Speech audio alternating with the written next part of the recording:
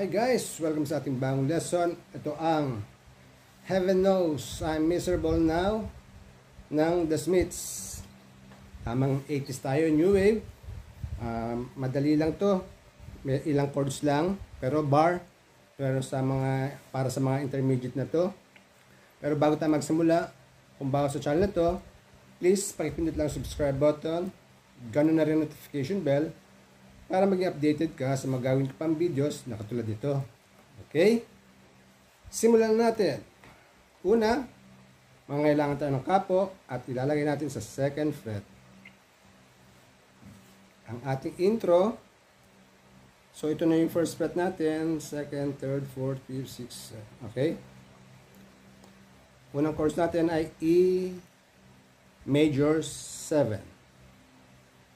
Dito sa 7th fret. Isang bagsak.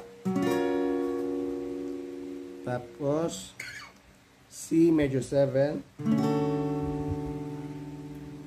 Tapos B minor 7. Tapos A. A, kasi A yan, ganyan yun. Kinuha lang natin to, yung fragments ng A, yung sa 2nd strings, 3rd strings, at saka 4th strings, 5, 6, 7 fret. Okay? Ulit, ang chords natin, E major 7.